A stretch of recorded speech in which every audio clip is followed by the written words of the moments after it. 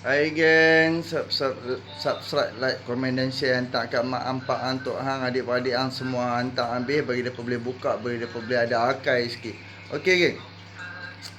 Aku aku dalam WhatsApp, aku tak berpolitik. Tapi aku suka post video-video dekat status WhatsApp aku. So, dalam lebih kurang 100 orang, 100 lebih orang yang duk tengok. Orang duk tengok status aku. Okey je. Ada seorang orang PAS, member lah cerita dia ni koyak. Dia ni orang kampung aku juga lah. Tapi dia koyak. Setiap posting aku dia koyak, dia memang dia dia duk komen memang tak berhenti. Dia tahap koyak tu luar biasa. Aku cakap kan, aku duduk Selangor ni aku untung banyak. Aku cakap yang tu kan. Aku cakap aku dapat beberapa intensif bantuan daripada kerajaan sebab aku duduk dekat atas rumah pakcik aku kan, ada kira macam alamat dia ni ada dapat untuk kira macam intensif kan. Jadi kadang-kadang orang main hantar apa semua, aku pun rezeki aku lah kan, sebab aku duduk rumah ni. So kira aku cerita dia. Lepas tu biasa kan jenis orang PAS koyak ni kan. Dia pun makan cemel lah, makan free lah, apalah. Lepas tu aku cakap, aku orang Kedah, hang orang Kedah. Tapi kerajaan Kedah tak dapat buat seperti kerajaan Selangor buat. Macam mana cerita? Kerajaan Kedah tak dapat buat seperti kerajaan Selangor. So, siapa yang duduk sini, yang dapat tu kira rezeki ya, untung lah. Jadi orang akan seronok lah dengan kerajaan Selangor. Lepas tu dia duduk jealous. Cerita apa? Dia jealous gila babi, babe. Jadi, dia pihak dia lah. Jadi, aku hanya nak cakap ni je untuk orang-orang PAS. Hampa ingat dah waktu PRU14, saya ingatkan aku pun jatuh cinta dengan PAS. Waktu sebelum PRU14, aku jatuh cinta dengan PAS. Sehingga kan aku undi PAS, adik-beradikku semua undi PAS, mak pakku semua undi PAS. Kan? Dan waktu tu kita tak cenderung lah kepada Pakatan Harapan. Kita duduk dengar PAS nak buat tu, nak bawa ni, nak bawa tu. Kita pun suka, kita pun kerana Islam, lillahi ta'ala. Kita sokong PAS ni kerana Allah. Kan? Atas perjuangan kita nak buat hudud. Lepas tu, apa jadi? Selepas Pakatan Harapan menang, kita okey lagi. Kita okey. Setelah parti PAS bergabung bersama UMNO, punah ranah, hancur lebur harapan kepada orang PAS terhadap parti PAS ni. Harapan ni hancur sehancur-hancurnya. Selepas PAS bergabung dengan UMNO, tara mana depa fitnah, bukan fitnah, tara mana depa duk kata ke UMNO memang zalim, memang kafir lah, apalah segala mak nenek depa kata. Lalas depa bersama penyamun, depa bersama perasuah, bersama penyamun cerita hamba. Jadi kita fikir tengok waktu tu lah hati ni memang dah kecewa kepala bana semua kepada parti PAS ni. So ketika itulah aku dan beberapa orang kawan-kawan aku start tak puas hati dengan PAS ni. Apa hal ni? Kan? Dulu tara mana kan, hang duk hentam UMNO, hang hentam gila-gila punya. Tiba-tiba hari ni hang jilat UMNO. Tiba-tiba hari ni hang rasuah tak apa, yang penting hang Islam. Sampai tahap tara tu. Depa punya fikiran tu rasuah tak apa, yang penting Islam. Bayangkan, cuba fikir kan. Kan? Sebab tu Allah sediakan neraka dan syurga. Di dunia ni neraka dan syurga Allah sediakan. Di dunia ni pun kalau hang buat silap, kalau hang lalai, Allah akan bagi ke hang neraka dunia. Dan dekat atas dunia ni kalau hang buat pilihan yang baik, hang buat kebaikan, hang buat keuntungan, hang akan dapat syurga dunia. Malah hang akan dapat syurga di akhirat kelak kalau pilihan yang apa yang hang buat kat atas muka bumi ni menguntungkan hang, menguntungkan umat-umat Islam, hang akan dapat syurga dunia dan syurga akhirat. Tapi bila hang dah pejam mata dengan kekuasaan dunia, bila hang dah terlelap dengan dengan kenikmatan dunia, nerakalah tempat hang. Dulu bukan main lagi hang duk kata kita nak buat tu, kita nak buat ni. Setelah hang ada dalam kerajaan, sekurang-kurang sebangang-bangang pun judi, hang boleh terima, hang boleh sokong menjadi 22 kali. Pakatan Harapan ketika Menteri Kewangan adalah Lim Guang Eng, Cina yang hang duk kata kafir tu, dia boleh turunkan menjadi 8 sahaja. Tapi setelah umat Islam yang hampa kata kerajaan Melayu Islam 31 bulan hang boleh, astagfirullahalazim, hang boleh setuju untuk belanjawan pun, hang boleh setuju untuk judi. Hang bukan main lagi nak tutup kasino lah, nak tutup kilang arak lah, apalah. Langsung tak bersuara ahli-ahli parlimen ni, PAS yang 18 orang yang menyokong untuk meluluskan belanjawan. Tak cakap apa, tak apa pun, hanya setuju saja. Kalau waktu belanjawan yang 2 kali untuk 2 tahun yang lepas, untuk belanjawan tu, kalau sekurang-kurang hang bangkit sebelum undian untuk meluluskan belanjawan tu, bangkit minta belanjawan untuk judi dikurangkan balik ke 8 ataupun hapus, tapi tak ada sekong pun bangun untuk menentang judi. Itu kira sebodoh-bodoh lah orang kata. Jadi ini kan PAS, parti PAS yang duk kata dia nak bawa Islam. Satu lagi, kerajaan yang PAS duduk di dalam Perikatan Nasional, mereka nak angkat Muhyiddin Yassin sebagai Perdana Menteri. Muhyiddin Yassin tu dah sah-sah kerajaan yang gagal. Kerajaan yang gagal selama 17 bulan. Disambung oleh Ismail Sabri. Lagi. Total semua 31 bulan. Gagal ke berjaya kan? Dengan inflasi yang mencanak-canak. Tubuhkan jihad inflasi. Tubuh jihad inflasi. Kalau inflasi tu turun tak apa. Masalah inflasi tak turun. Inflasi lagi mencanak. Mata wang jatuh. Orang yang ada urusan anak beranak yang duduk belajar di luar negara, yang ibu bapa hantar duit daripada Malaysia, bila tukar duit negara lain, duit kita jatuh. Mereka duduk di sana dapat duit ciput. Kalau betul-betul lah macam Zafrul kata, oh ekonomi kita okey, mata wang kita okey. Kalau betul-betul USD dia hanya naikkan rate dia, negara lain mata wang dia akan maintain, akan sama. Tapi bila duit Malaysia tukar duit Arab Saudi, kenapa berbeza?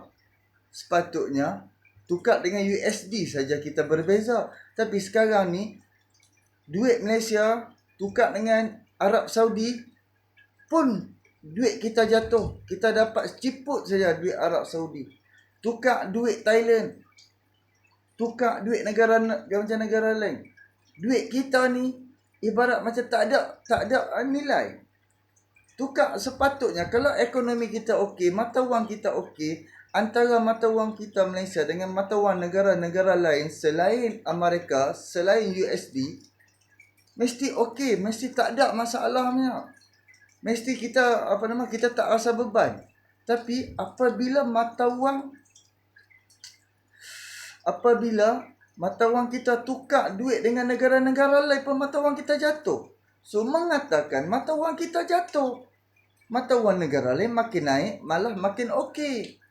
Mata wang kita saja yang jatuh. Itu je pun. Memang nampak sangat-sangat kerajaan yang gagal menguruskan kewangan, gagal menguruskan mata wang, gagal menguruskan ekonomi. Sebab tu negara kita terkesan teruk. Sebab apa? Orang yang duduk di level-level menteri, yang duduk di dalam kerajaan, yang dapat kedudukan, bukan orang-orangnya. Bukan orang-orang yang sepatutnya duduk di situ. Bukan orang-orang yang berpengetahuan. Itu semua orang-orang yang dibeli, yang disogok supaya sokong, supaya tubuhkan kerajaan, dan melantik orang-orang yang tak tahu apa. Orang-orang yang apa pun tak tahu, yang penting dapat kuasa. Yang penting dapat duit, yang penting dapat gaji elok puluh-puluh ribu. Haji Hadi lebay. Lebay tu, cuba hangpa fikir tengok. Apakah keistimewaan dia? Kenapa dia tak diberikan Menteri Agama? Kita pun tahu dia lebay. Dia yang kononnya orang-orang pas panggil dia Tok Guru, panggil dia ulama. Kenapa tak bagi dia Menteri Agama? Kenapa geng? Dia macam bagi dekat dia Menteri. Duta khas bertaraf menteri. Duta khas bertaraf menteri geng. Apakah keistimewaan rakyat dapat dengan duta khas bertaraf menteri? Harga sawit naik, dia claim kata dia punya kerja. Habis dia buat apa? Dia buat apa dengan gaji dia koman-koman pun orang kira-kira 60 ribu. Dengan pencen dia menteri besar, ahli parlimen, menteri, elang segala mak nenek apa semua. 60 ribu tak masuk elang lagi katanya. Itu hanya gaji bersih yang duk dapat daripada sini, daripada sana. Elang parking 5 ribu kan. Gaji ahli parlimen, gaji menteri dan gaji duta khas lagi. Sebab tu untuk pilihan raya nak mai, Pakatan Harapan langsung tak goyang dengan Perikatan Nasional. Pakatan Harapan tak goyang sikit pun dengan Perikatan Nasional. Sebab pilihan raya, waktu pilihan raya ke-14 dulu, tara mana pas canang Pakatan Harapan, canang UMNO, canang Pakatan Harapan ni kapikan Pakatan Harapan. Tahu-tahu mereka bertanding waktu tu, mereka dapat dana 90 juta ringgit. Mereka mampu, mereka boleh bertanding 120 kursi. Mereka boleh bertanding dengan kursi yang banyak. Sebab apa? Mereka ada dana 90 juta. Tapi mereka tak mengaku, kata mereka tu terima duit. Bila Hadi tu saman, Clay Brown, Sarawak Report, dia saman menggunakan mahkamah luar negara, bukan mahkamah dalam negara. Lepas tu, bila dengan ada dana 90 juta, dia boleh bertanding 120 kursi. Tahun ini untuk PRU 15, dia mampu bertanding 50 kursi saja. Dia mampu bertanding 50 kursi saja. Kenapa ke? Sebab tak ada dana, tak ada orang bagi duit. Siapa nak bagi duit dekat PAS kalau perangai PAS huduh macam ni? Siapa nak sokong PAS? Sikit pun tak heran untuk PAS, untuk parti PAS. Han nak canah, han nak kapirkan, han nak ambil isu perkauman. Rakyat bijak geng. Rakyat tak bodoh geng. Rakyat atas pagar semua bijak-bijak. Rakyat yang duduk di bandar ni semua bijak-bijak geng. Jadi kita boleh nilai sendiri geng. Kita boleh nilai sendiri. PAS bertanding 120 kursi, 18 kursi je menang. Sekarang ni PAS bertanding 50 kursi je, berapa dia boleh menang? Cuba fikir je. 50 kursi je. Dulu 120 kursi boleh menang 18. Sekarang ni untuk 2 bulan lepas di Kelantan, untuk yang daftar ahli, daftar masuk ahli Parti Amanah Negara, 17,000 lebih dah yang itu yang 2 bulan lepas. 17,000 orang yang daftar masuk ke dalam ahli Parti Amanah Negara. Itu baru daftar, belum mengundi nanti.